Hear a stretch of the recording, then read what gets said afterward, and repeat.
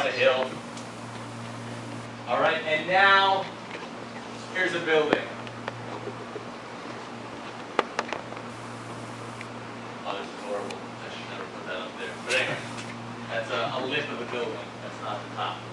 Okay, so if this is you here, and you start walking forward, okay, then the group of trees here, put some more here. Oh, look at that.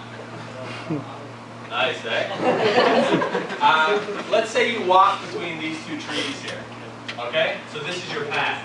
If you walk through, you have foreground objects, you have a midground object. Maybe I'm going to make that bench higher. Maybe there's a billboard on that bench. Okay, so you can, it makes sense that you're looking at it. But there's a big hole in that billboard that you can see the school through. Okay? I know it's getting dark, but just, you know what I'm saying.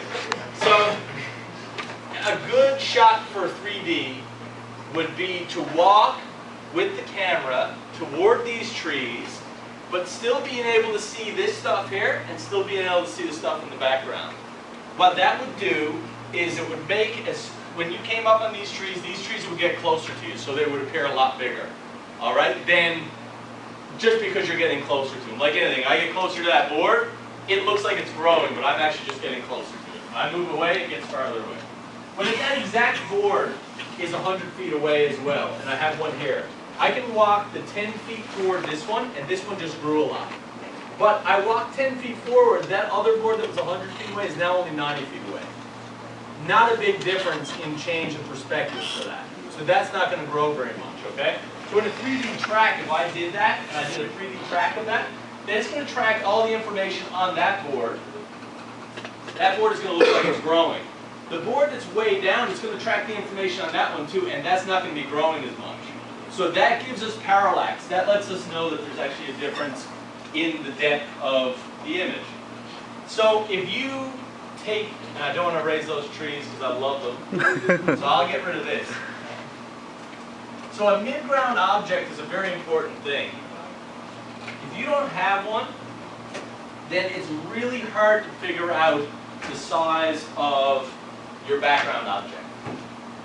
Okay, like what a midground object does is it kind of lets you, it's kind of like a buffer between your foreground and your background. It's the thing that will move in a medium amount. So if you start walking closer to something and there's a board 50 feet away and a board 100 feet away, then that midground board gives us a better idea of really how far away the farthest one away is.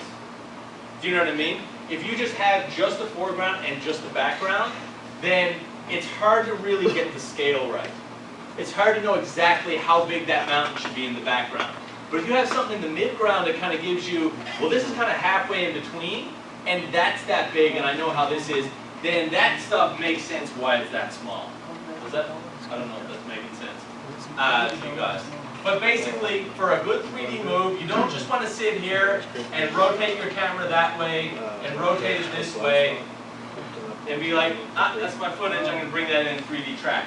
Because all you're going to get is different views of this tree. They're all going to be the same size.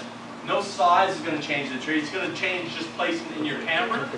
And that background back there, the same thing. It's just going to pop out of camera or pop in. It's not going to do what you want. So if you're going to shoot footage, this is what you got to practice. Just taking the camera and doing this. Done. That's 3D footage. If it's anything else, if it's this, you know, if you're standing in one spot, then it's not 3D. All right? Because there's no depth. Remember, we're creating a camera that's supposed to match the camera you actually shot the footage with. So if you're just doing this, then the camera's not moving in 3D space. Why even use it? We can't even really take advantage of it, right? So what I want people to do, and I don't care if you want to split up into groups, like this is not the big project, but it is part of the project that we're going to be doing. I want everybody to come in with a piece of footage next week. I don't care where you get it. It's more to learn the tracking software, so we can actually run some track tests and get stuff good. I kind of work differently than a lot of teachers here do. I really, I think it's more important to get good quality stuff than it is to just hit you with like, you know, and I'm not saying that other people shouldn't do it the way they do it. Everybody's got their own way. But I like to test stuff out first and give you guys an opportunity to try something first to see if it works for you. And then from learning from that, we can do a cool shot. I hate to see like when somebody shoots a really nice piece of footage and then they try stuff on it for the first time and it just doesn't quite get to where they want to be. They're already sick of that piece of footage. They don't want to have to do it again to fix it. And then they'll never really have a nice shot from it. So the goal is to use just whatever piece of footage you can just move in on, 5 seconds at the most, doesn't have to be long. And then we're just going to do a 3D track on it and find out what kind of limitations we have. What kind of things can go wrong.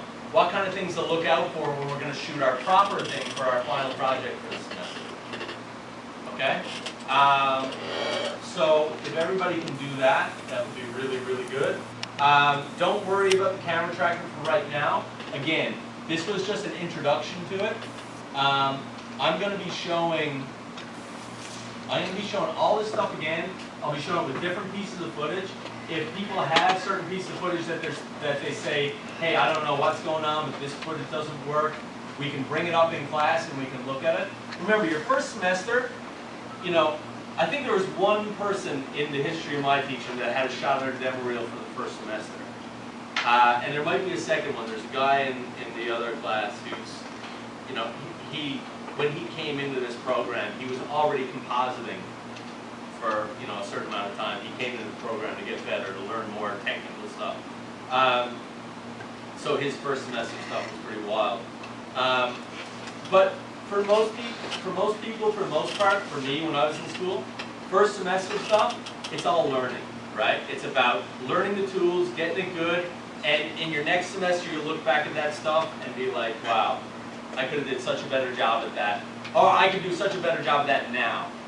But then that was what I could do, right? That's kind of the way it works. So get that footage. Don't reuse this footage. It wouldn't make any sense. I already just did the track on it. I won't be impressed. But yeah, check out the video blocks or whatever, videoblock.com. You know, at your own risk, obviously, read whatever it says. And, you know, even if somebody wants to do it, I think it's what somebody did before, and they might be online somewhere. Somebody just went in, and I think they spent 7 days and didn't sleep, and I don't recommend that. But, you know, they're just real, like, geeking out on the whole pre-footage thing. And they went and they got, like, I don't know how many, maybe they got like 1,000 clips or something, and then brought them into school and put them on the server. So there may be clips around is what I'm saying. Don't be afraid to look in other folders. Just make sure you don't ever delete anything or write over anything that's not in your folder. You know what I mean? You can always copy it and bring it onto your desktop. That's that. Any questions about that? How do you stabilize an image? Very good question. Very good question. I will answer that next week. But it is definitely, but that's a really good question. It's funny you ask that. A lot of people don't ask that question. And it's, again, it's a tracker. So you can, it's just information. You can use it to either A, match move something, so match the move something, or you can use it to stabilize something. Basically, the way it stabilizes something, you know, it gives us a camera move, right? So it follows the camera move. To stabilize something would be to take that camera move and make every number just the opposite of itself. So for example, I'll just show you really quick how you can stabilize this. I lied, I said I wouldn't show you, but I can show you. Remember we learned, and I just really briefly, we'll be going over this a lot, but a very simple expression, the math stuff that you can do in something. Look, I'm in Translate right now. So you can see all this stuff. This is the stuff that's like the expression that happens by default just in Nuke when we run all that tracker stuff. We can add math to anything. All right, you can tell something to do the opposite by math. If you want something to be the opposite of itself, if you think of a negative being the opposite of a positive, and positive opposite of negative, if you have the number 1, what's the opposite of number 1? No, -1, right? So -1 is the opposite of 1. It's the inverse of it. So if we have a camera tracker, and we say, and it says this, and this is the information that it gives us, you can see this is the result. And on every different frame, it's going to have a different result, right? Like, you can see